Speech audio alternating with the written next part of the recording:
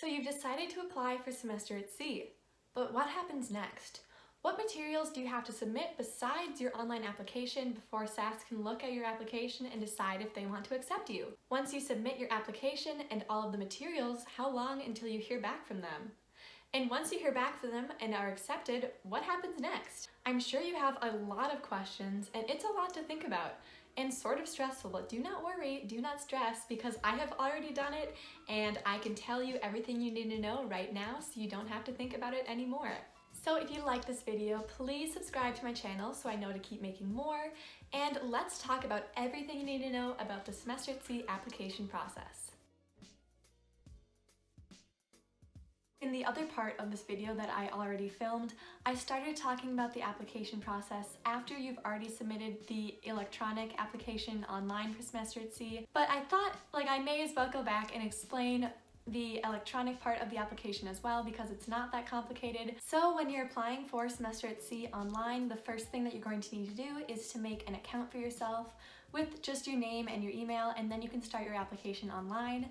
And you're going to have to submit your grades and answer a few questions about yourself and answer one essay question that is technically optional, but you may as well answer it because that'll give you a better chance of getting in. So the essay question that I answered for my voyage, which I have right here, and my response, I wrote it in a different document and then just copied it and pasted it into the actual application. So the question is, what are your academic goals and how will Semester at Sea help you to achieve them? So that was the question that I answered, and it said to include at least 2 examples. So honestly, I bet your question for your application is going to be the same one or very, very similar. So that basically covers the online part of your application. It's pretty simple, and I've also received a lot of questions about the acceptance rate of Semester at Sea and how likely you are to get in. And they don't have this posted anywhere because it differs for every voyage, because some voyages a ton of people apply, and then some other voyages, like the one I went on, they were sort of searching for more people to apply. So if a lot of people apply for your voyage, the acceptance rate is going to be lower, but that just varies a lot. So basically what you need to know is that the lowest GPA that Semester at Sea will accept is a 2.5, but I'd say that if you have a 3.0 or higher, you're very likely to get in. And also if you have no disciplinary track record and issues with discipline at your university, that will also ensure you a spot on the ship. And you just need to apply early enough for the voyage that you want to go on. If you do all of these things, I think you should have a good chance of getting into Semester at Sea, so keep your fingers crossed. Okay, so on March 12th, I submitted my application to Semester at Sea and basically immediately got an email that said, your application is almost complete. So in this email, I was told that in order for my application to be reviewed by Semester at Sea, I needed to submit a few more materials. So basically what this means is that even though your application was submitted electronically, they're not going to look at it until you submit the rest of the materials that they're asking for. So the first thing that you need to submit is your official transcript. So you can either email this to them at admission@semesteratSea.org, or you're going to have it mailed to the address that they send you in the email, which is for Colorado State, which is the university that Semester at Sea is based through, and you're going to put Semester at Sea as the name of the address. So instead of my name being Jess Horst, you'd say Semester at Sea, and then the address for Colorado State University. And this needs to be an official transcript from your university, so you're either going to have to fill out a request form on your registrar's website or go to the registrar's office in person and request a transcript. So on March 12th, the same day that I submitted my application online, I requested a transcript from my registrar, and I think it cost me $13. And then I wanted to pay for rush shipping, so I paid an extra $7.50 so it'd get there in a day. I don't think it actually got there in a day, maybe 1 to 2, maybe 3 days later it got there. So just know that even if you're doing your best to stay on schedule, things might fall behind and it's not your fault. And just so you know, if you've transferred schools in the past, you're going to have to submit an unofficial transcript from the universities that you went to before, as well as the official one from your present university. The second thing that you will have to do before SAS will look at your application is to have a dean or someone with administrative power at your university sign a disciplinary clearance form saying that you haven't been involved with any issues at the university involving drugs or alcohol or sexual harassment or anything like that.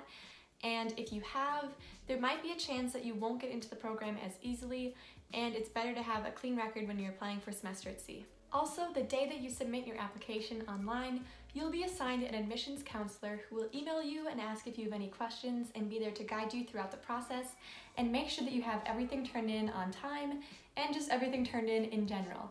So once you get an email from them, you can ask them if they have all the materials they need. And if you're a gap year student, an international student, or a post-grad student, they might ask for more information from you and more forms. But if you're just a regular old college student, then you're probably good to go after giving your official transcript and your disciplinary clearance form. So once you submit both of these forms, if it's by mail, it might take a little bit longer if the mail is slow, but if it's by email, it should get there on the day that you submit it. And then once these are both submitted, Semester at Sea will look at your application as a whole. And this is why it can take up to 1 to 2 weeks, because you have to wait until your transcript gets to them. And then if they have a lot of applications submitted at the same time, they might not get to yours right away. So it could take a little bit for them to decide if they want to accept you or not. So I submitted my application, like I said, on March 12th, and then I didn't hear back until March 20th, so that is 8 days later, which isn't too long. But if it's over 2 weeks, I'd recommend you email your admissions counselor and ask them if they have all of the information they need, and if there's a backup, or if you should just wait a little bit longer. So like I said, 8 days later, I received my admissions email, and this is so exciting. This is like the best thing ever to hear that you get to go on Semester at Sea. So once you get this email, even though there's like a million steps to do later on, there are 5 that you can do right away. So let's go over those 5 steps to do once you get your email. The first thing that Semester at Sea tells you to do after being admitted is to research cabin types and fees, because the sort of cabin that you choose is going to affect your voyage costs directly. And if this sounds difficult, lucky you, I've already made a video about the different types of cabins you can choose from, their costs, what's included in each one, and even my unpacking tips for moving into these cabins. So be sure to watch that as your first step. The second thing that you need to do, like literally need to do, is make your $1,000 deposit to Semester at Sea. And this $1,000 is refundable to you up to 90 days before your voyage embarks.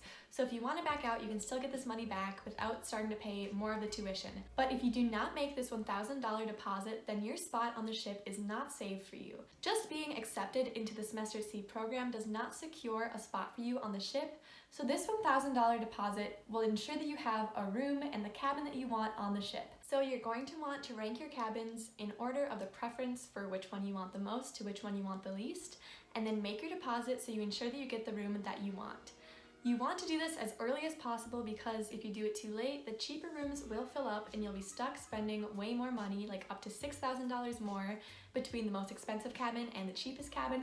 So be sure to do this as soon as possible, as soon as you get accepted. Step 3 is an easy one to do. It's going to be logging into your My Voyage portal, and this is where you're going to find all the other forms that you need to fill out and where you're going to make all of the payments for your voyage.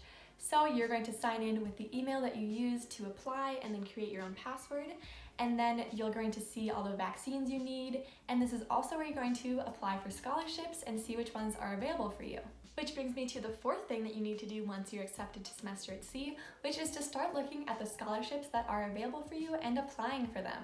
These might not be posted right away if you applied and got accepted like a year and a half in advance, but they will be out soon, and this is the easiest way to lower your tuition and just make your voyage cheaper overall. So these scholarships are given on things like merit and grades and financial needs, and sometimes even like major specific scholarships are given. Like on my voyage, if you were a journalism major and promised to write an article about Semester at Sea in your school newspaper when you went back to campus, you could get a scholarship for that, which is amazing. So apply for as many as you can. And if you want to know more of my money saving tips for Semester at Sea, be sure to check out my video on Semester at Sea on a budget to know how to get cheaper tuition and how to save money while traveling in country. And the fifth thing that you can do once you're accepted into Semester at Sea is join your voyage's Facebook page. So the link to this is going to be in the email that you get that says that you're accepted, and then this is a great way to meet people, ask questions, and if you want to find a roommate and not just do a random roommate with the ship, then you can find one through this Facebook page as well and just meet new people and connect to the people that are going to be on the voyage with you for 4 months, the best 4 months of your life. So that basically covers the timeline of the application process and the first steps that you can do after you apply. So if you have any other questions, you can leave them in the comments down below and I will try to answer them to the best of my abilities.